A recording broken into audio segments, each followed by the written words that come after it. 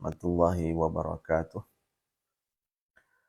Alhamdulillah nahmaduhu wa nasta'inuhu wa nastaghfiruh wa na'udzu billahi min syururi anfusina wa min sayyiati a'malina may yahdihillahu fala mudhillalah wa may yudlil fala hadiyalah. Asyhadu an la ilaha illallah wahdahu la syarikalah wa asyhadu anna Muhammadan abduhu wa rasuluhu la nabiyya wa la rasula ba'dah.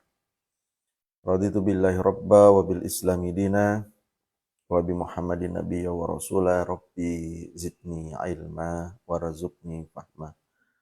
Rabbi israh li sadri wa yassir li amri wahlul 'uqdatam min lisani yafqahu qawli.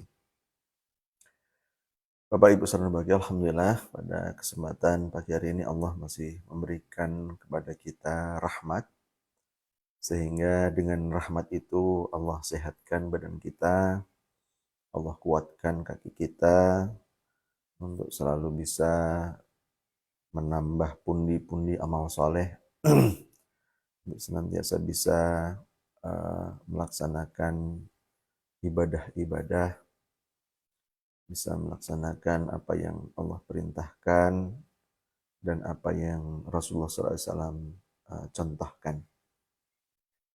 Mudah-mudahan apa yang kita kerjakan, semua ibadah-ibadah yang kita lakukan, semuanya diterima oleh Allah, dan mudah-mudahan kita dimudahkan oleh Allah untuk bisa melaksanakan ibadah-ibadah yang lain sebagai salah satu sarana rasa syukur kita kepada Allah.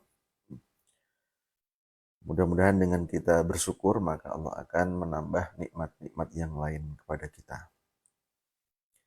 Yang kedua, salawat assalam kita haturkan kepada junjungan Nabi besar kita, Nabiullah Muhammad sallallahu alaihi wasallam. Mudah-mudahan tercurah pula kepada keluarganya, kepada para sahabatnya, dan mudah-mudahan sampai kepada kita selaku umatnya. Dengan satu harapan, Bapak Ibu, rekan-rekan, mudah-mudahan kita semua dimudahkan oleh Allah untuk bisa melaksanakan sunnah-sunnah yang diajarkan oleh Rasulullah SAW kepada kita. Bapak Ibu saudara berbahagia, tentunya di dalam kehidupan ini, ketika kita menjalani satu aktivitas demi aktivitas, kita punya rencana-rencana dalam kehidupan, tentunya tidak semua rencana yang sudah kita rencanakan, aktivitas-aktivitas yang kita lakukan, ini tentunya tidak semuanya akan sesuai dengan apa yang kita inginkan. Karena kita sebagai manusia memang diberi oleh Allah keterbatasan di dalam segala hal, dan memang dengan keterbatasan-keterbatasan yang ada, ini membuat kita yakin bahwa Allah lah satu-satunya zat yang maha segalanya. Allah lah satu-satunya zat yang mengatur dalam kehidupan kita. Allah lah satu-satunya zat tempat kita bergantung. Allah lah satu-satunya zat yang kita memohon pertolongan, dan kita harus meyakini apa yang sudah Allah takdirkan, apa yang Allah berikan kepada kita, itulah yang terbaik. Sehingga ketika muncul perasaan seperti itu, maka tidak ada lagi rasa kecewa, tidak ada lagi rasa gundah gulana, tidak ada lagi rasa kekhawatiran dalam menjalani hidup ini. Nah, dan pada pagi hari ini kita akan membahas, Bapak Ibu, rekan-rekan sekalian, terkait dengan bahwa rencana Allah itu itulah yang terbaik. Kita sudah merencanakan manusia, belum tentu ketika rencana itu berhasil kita raih, belum tentu itu yang terbaik.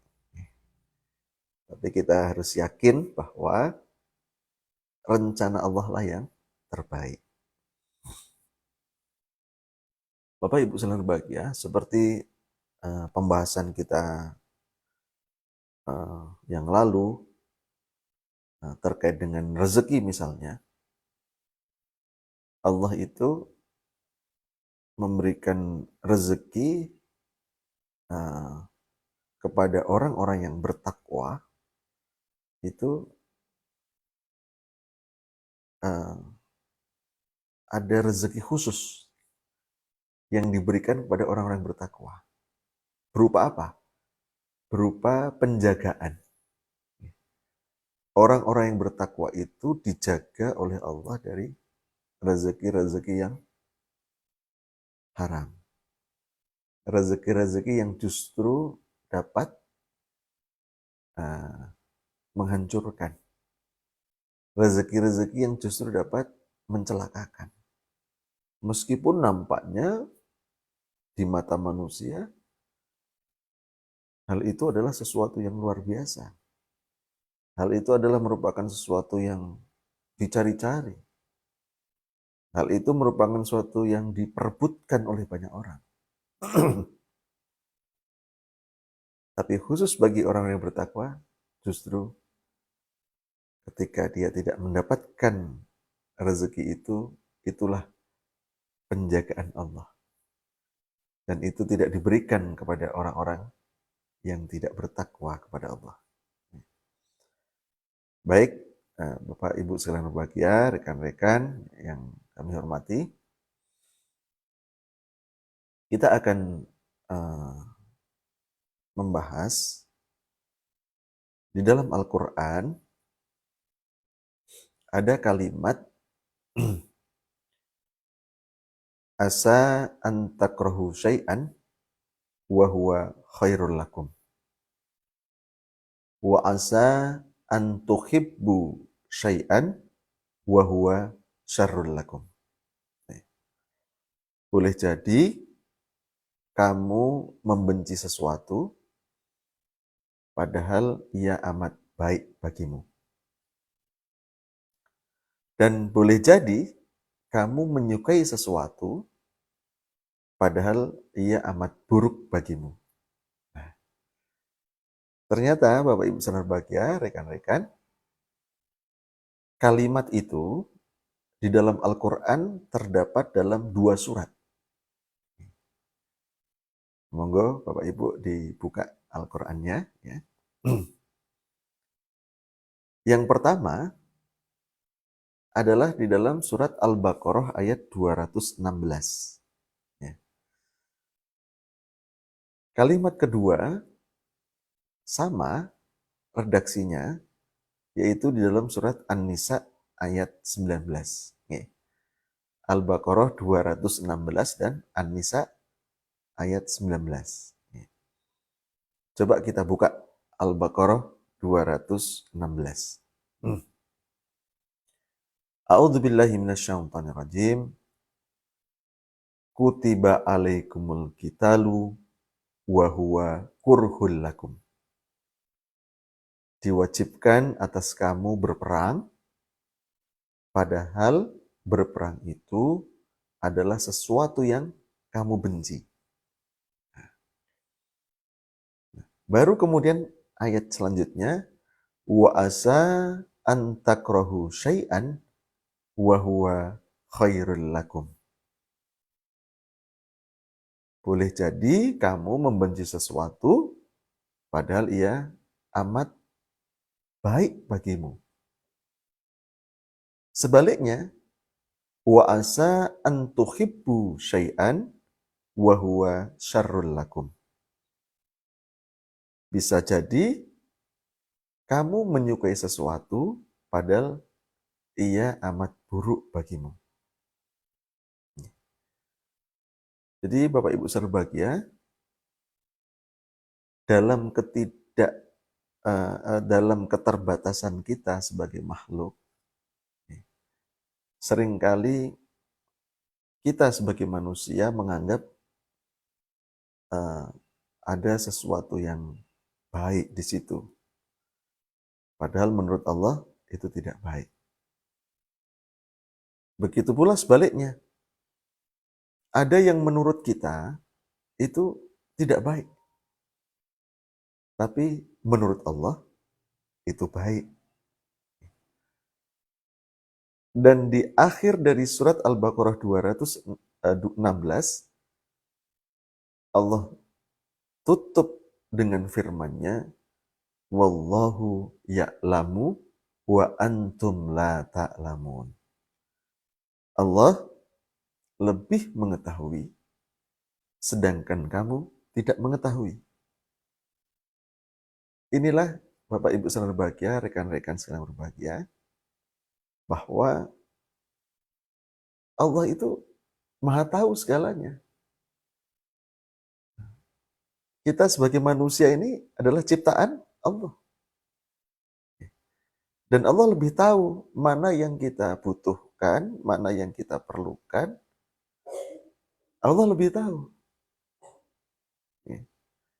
Sehingga dengan kesadaran ini, ketika tadi hal-hal yang kita lakukan, hal-hal yang kita persiapkan, hal-hal yang kita inginkan, ternyata itu tidak tercapai, maka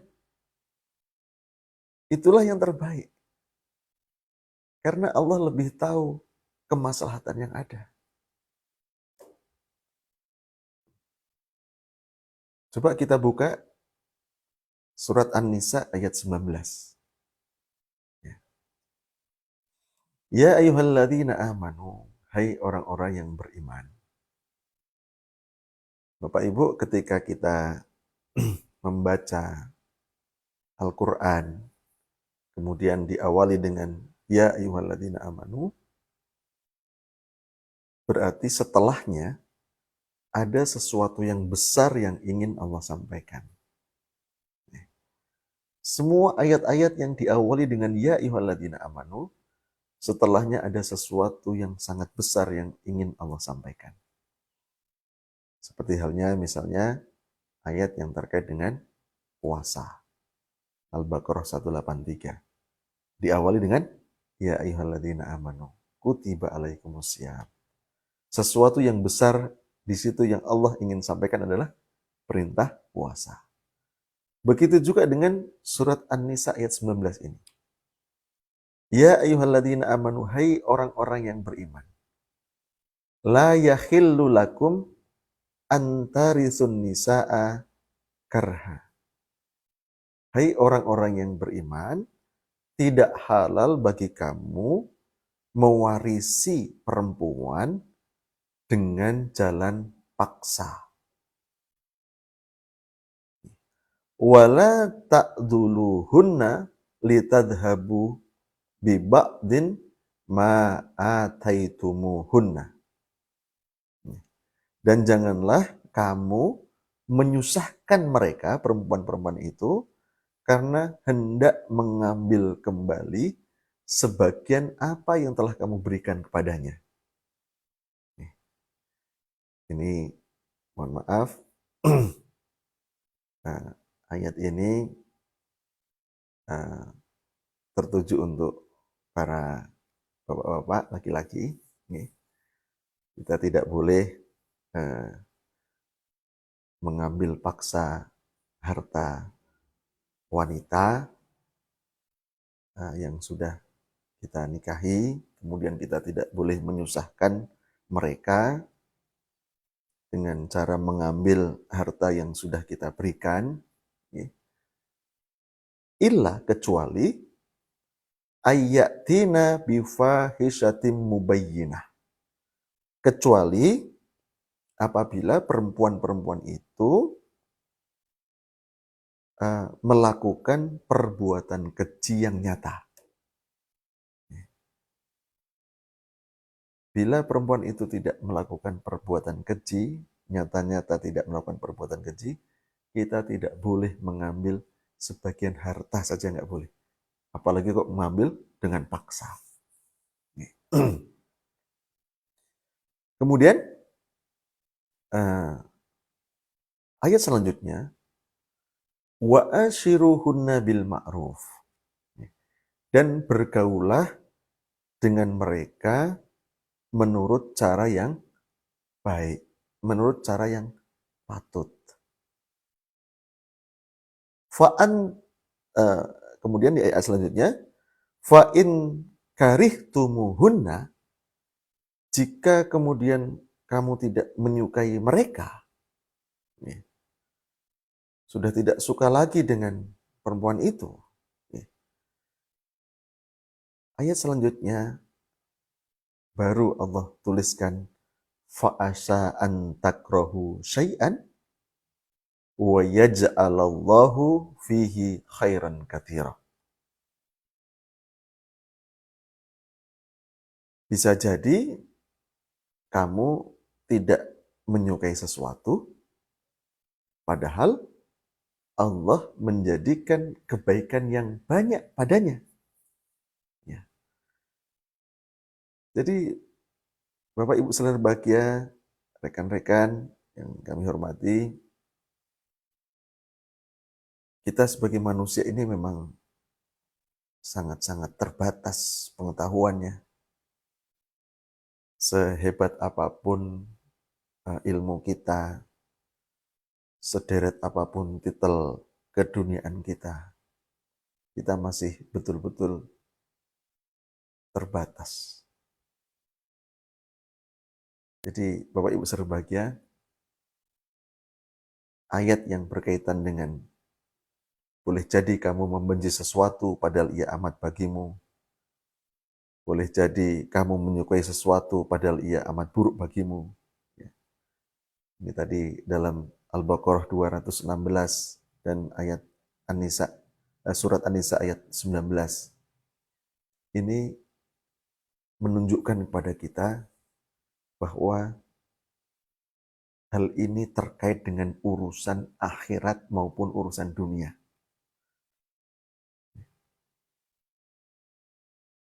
Urusan akhirat juga kita tidak tahu mana yang terbaik.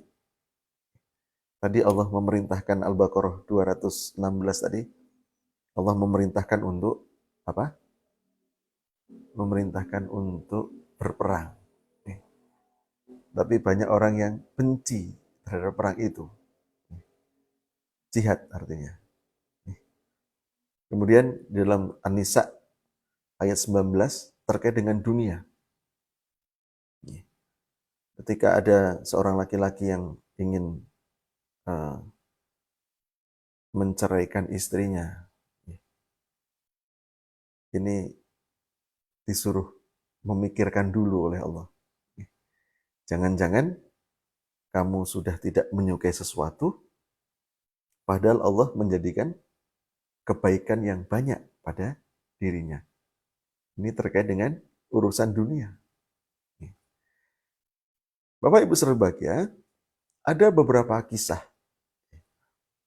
Ada beberapa kisah yang terkait dengan hal ini. Yang pertama kita ambil kisahnya dari Nabi Musa alaihissalam. Bapak Ibu, kita tahu bahwa kisah Nabi Musa ini kisah yang dramatis. Berawal dari Nabi Musa lahir ke dunia, kemudian dihanyutkan di sungai, ada beberapa kitab menyebutkan dihanyutkannya di laut, al-bahr, wallahu alam.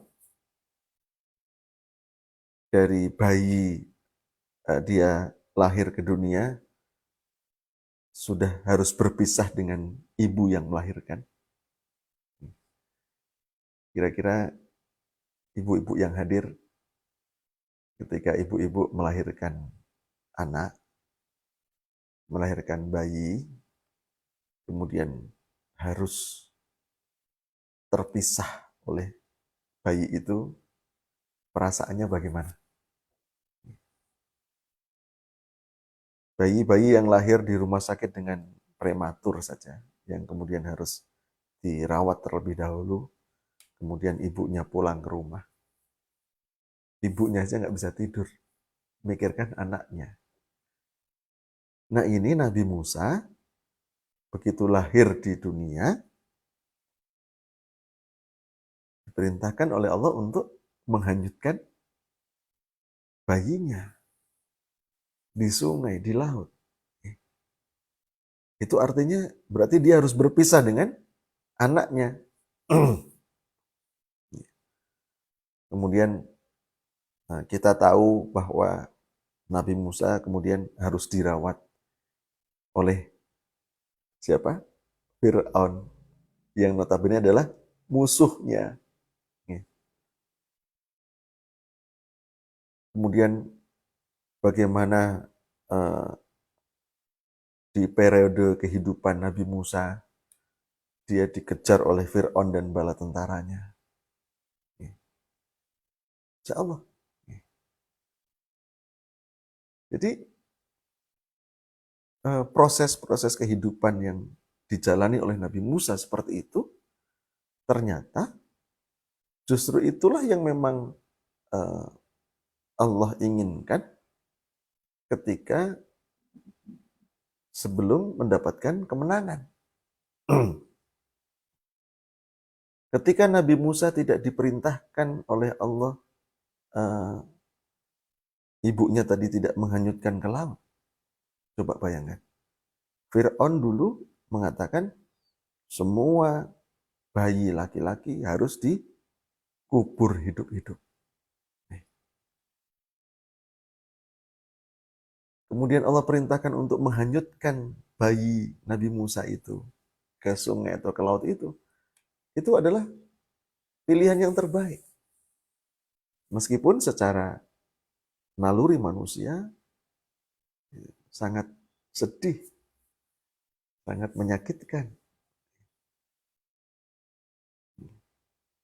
Bagaimana kemudian di akhir periodenya Fir'aun itu, Nabi Musa dikejar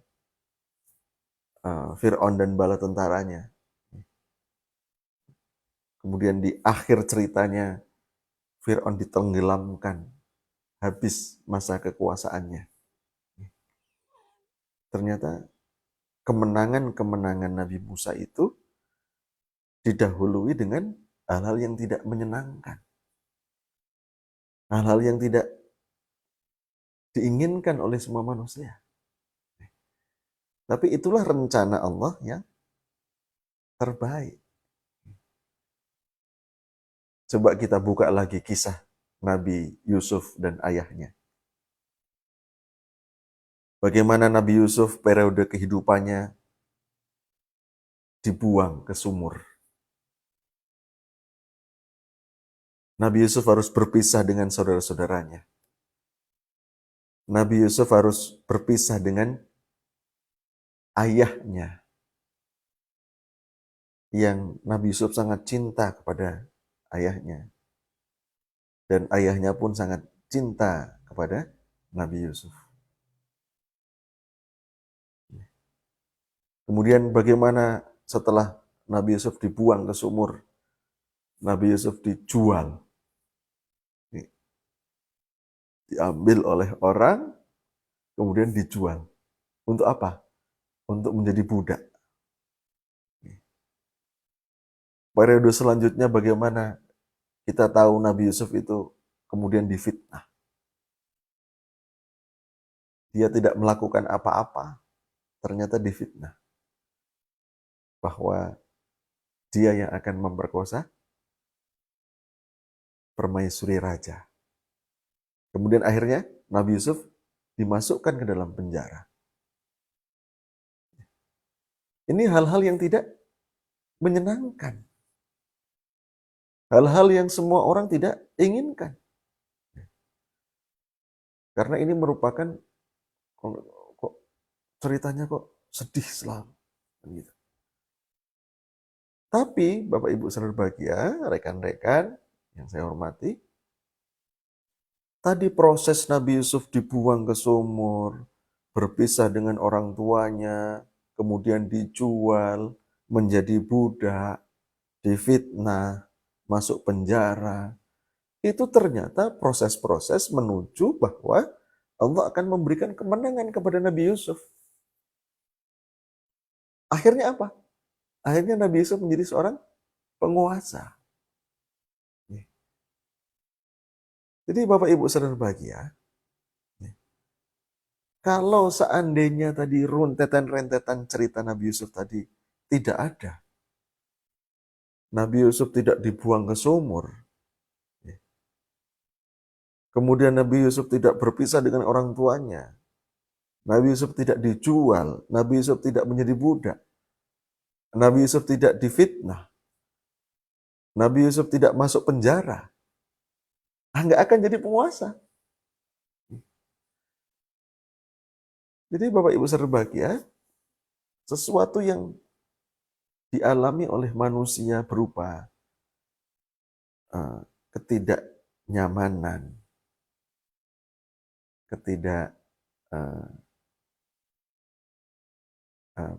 tidak kesuksesan di awal, ya. Itu bukan menurut manusia mungkin sesuatu yang tidak mengenakkan, sesuatu yang tidak kita sukai. Tapi yakinlah itu rencana Allah yang terbaik. Jadi Bapak Ibu saudara bahagia, dari cerita Nabi Musa, dari cerita Nabi Yusuf, ini membuat kita betul-betul harus yakin bahwa rencana yang sudah disusun oleh manusia itu bisa jadi adalah sesuatu yang tidak baik menurut Allah. Bisa jadi rencana-rencana yang kita hindari, rencana-rencana yang kita tidak sukai, tapi itu terbaik menurut Allah. Dan ini merupakan keimanan kita. Inilah wujud keimanan kita kepada Allah, bahwa kita harus meyakini apa yang Allah catat, apa yang Allah tetapkan kepada diri kita adalah yang terbaik.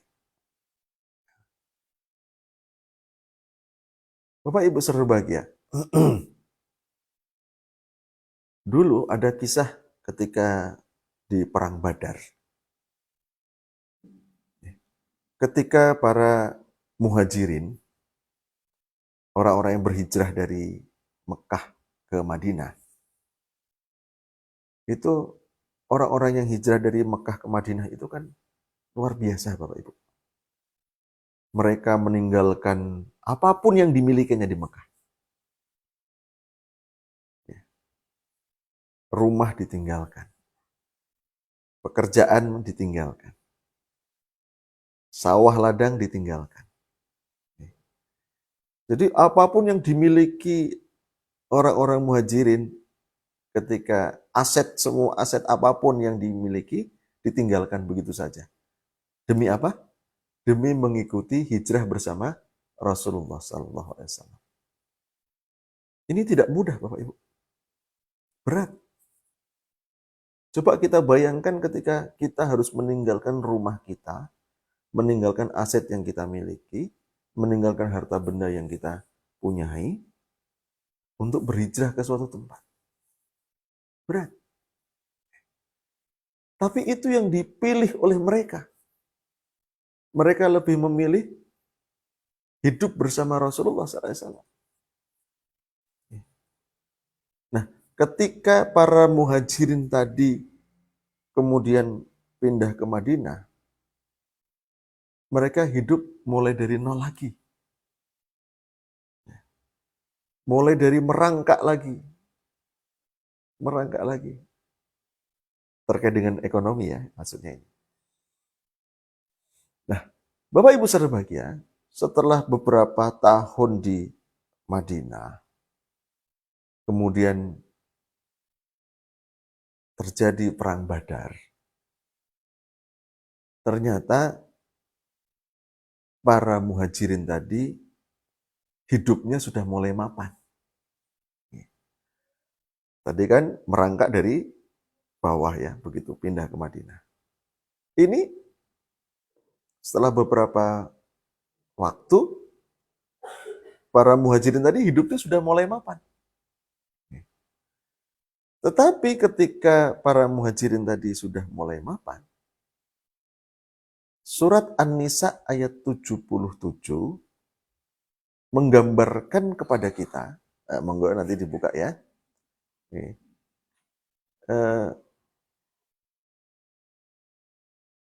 Para muhajirin tadi yang sudah hidupnya mulai mapan, Bu, saya nggak usah ikut perang. Gitu. Nanti bisa dibuka ya. An-Nisa ayat 77. Apa mereka mengatakan? Rabbana lima katabta alainal kitala. Laula akhartana ila ajalin qarib. Para muhajirin tadi mengatakan, ya Tuhan kami, mengapa engkau wajibkan berperang kepada kami? Mengapa engkau tidak tangguhkan kewajiban berperang itu kepada kami? Sampai beberapa waktu lagi lah. Jadi, para muhajirin yang sudah mulai hidup mapan tadi,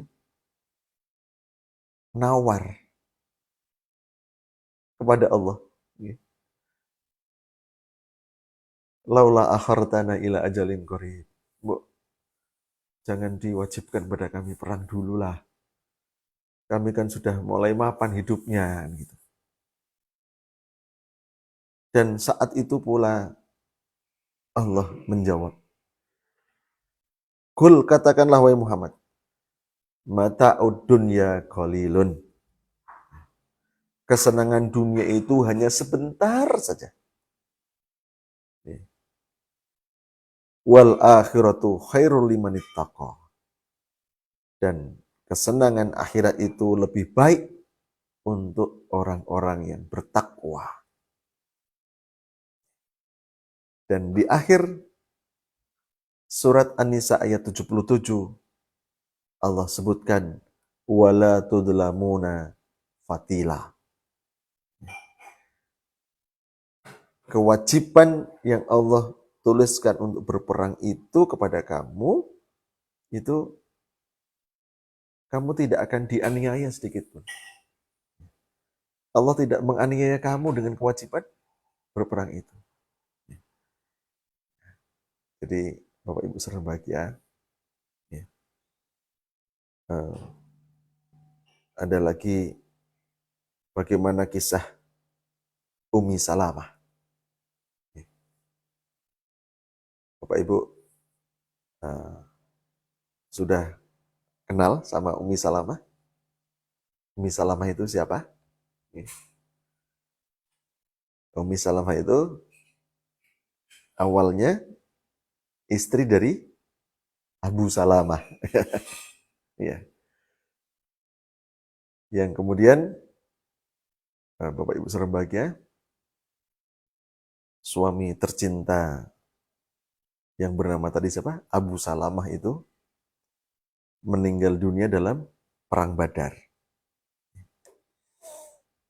Bapak Ibu, Ummi Salamah ini merupakan sosok istri yang sangat patuh, sosok istri yang sangat mencintai suaminya, seorang istri yang ditinggal wafat oleh suaminya yang akan mendapatkan balasan surga. Dan jika di beberapa hadis kan disebutkan ketika seorang istri ditinggal wafat oleh suaminya, kemudian istri tadi tidak menikah lagi, itu besok akan Allah kumpulkan keduanya di surga.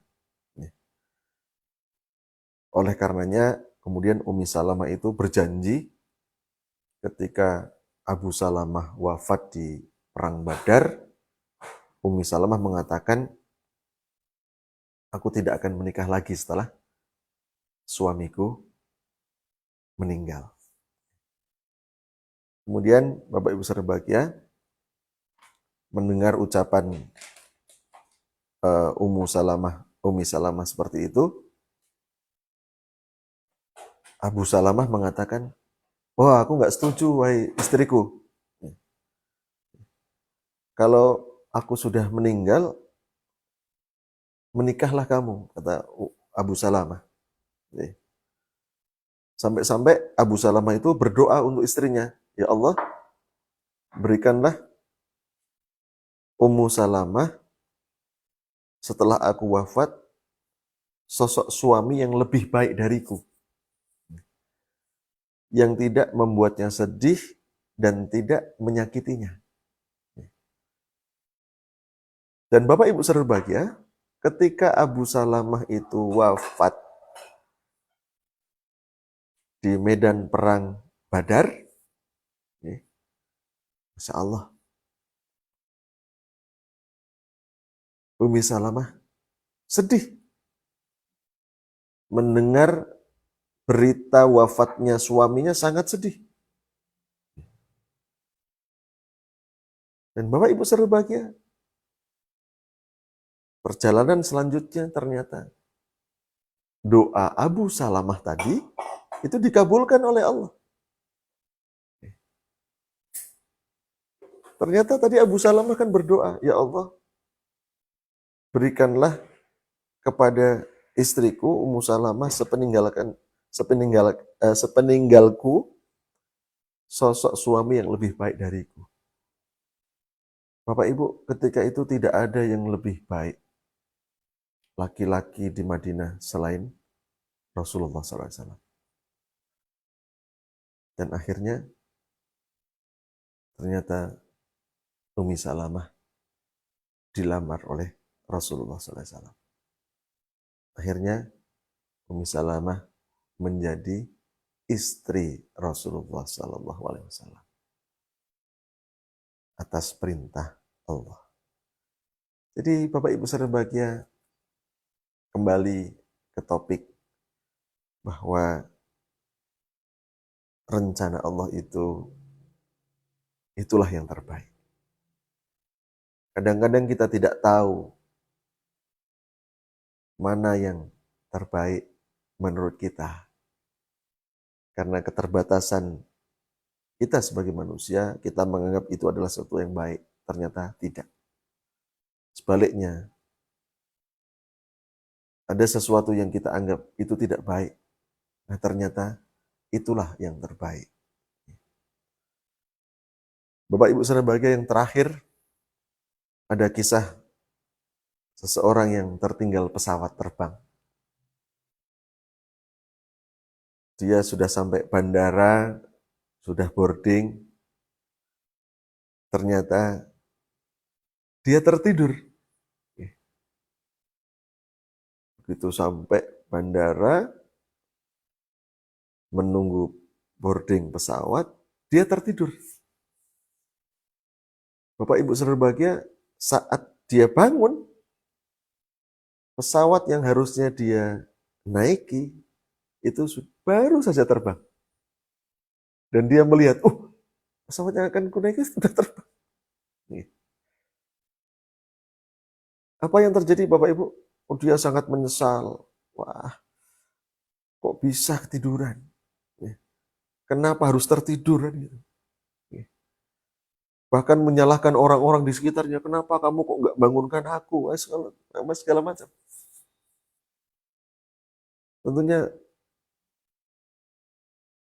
kalau misalnya punya uang mungkin bisa beli tiket pesawat selanjutnya atau pesawat yang lain. Ya, tapi Bapak Ibu berbahagia, penyesalan dia tidur itu membuahkan kegembiraan. Beberapa menit kemudian dia mendapatkan kabar kalau pesawat yang harus ditumpangi tadi jatuh, Bapak Ibu. Dan semua penumpang meninggal dunia. Saat itu baru dia mengatakan Alhamdulillah. Masih diberi kesempatan oleh Allah hidup. Masih diberi kesempatan oleh Allah untuk beramal soleh. Bahkan dia mengatakan, kalau seandainya saya tidak tertidur, saya sudah mati bersama penumpang-penumpang yang lain di pesawat itu. Masya Allah, Bapak Ibu saudara bahagia. Jadi Bapak Ibu saudara bahagia, di dalam kehidupan dunia ini ada nikmat dan rahmat. Ada yang diberi banyak nikmat, tapi rusak. Ada yang nikmatnya terbatas, itu sebagai bagian dari rahmat. Jadi Bapak Ibu saudara bahagia, bisa jadi tidak adanya nikmat itu berakhir dengan bahagia. Jadi Bapak Ibu saudara bahagia, antara nikmat dan rahmat ini, inilah yang kita cari Bapak Ibu. Tadi, nikmat banyak, tapi rusak. Tapi ada nikmatnya terbatas, tapi itu bagian dari rahmat. Nikmatnya nggak ada, tadi tertidur dari pesawat, nggak jadi naik pesawat, tapi ternyata berakhir dengan bahagia. Masih diberi kesempatan oleh Allah hidup. Sehingga Bapak Ibu saudara bahagia, mari kita terus berusaha untuk meyakini dalam hati kita bahwa segala ketentuan adalah yang terbaik dari Allah. Bapak Ibu saudara bahagia, karena ini bagian dari iman kepada Allah, maka hal-hal seperti ini harus kita pupuk, Bapak Ibu. Kita harus meyakini betul bahwa segala sesuatu yang berkaitan dengan dunia ini boleh kita berencana, boleh kita memplanning sesuatu, tapi ketika rencana-rencana kita tidak berhasil seperti yang kita inginkan, kita harus meyakini bahwa inilah yang terbaik. Karena Allah tidak akan mungkin memberikan yang tidak terbaik untuk hambanya. Demikian Bapak Ibu saudara bahagia, mudah-mudahan Allah senantiasa memberikan kepada kita petunjuk jalan yang benar, jalan yang lurus, jalan yang penuh dengan kenikmatan, bukan jalan orang-orang yang sesat, bukan pula jalan orang yang dimurkai. Mudah-mudahan hidup kita hidup yang manfaat, dan akhir hidup kita mudah-mudahan husnul khatimah. Kurang lebihnya saya mohon maaf Bapak Ibu, kalau ada kebenaran itu datangnya dari Allah, dan kalau ada kesalahan itu datangnya dari kebodohan kami.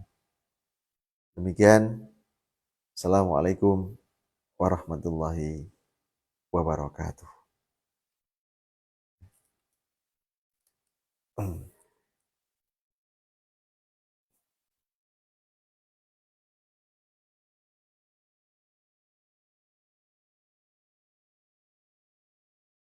Enggak.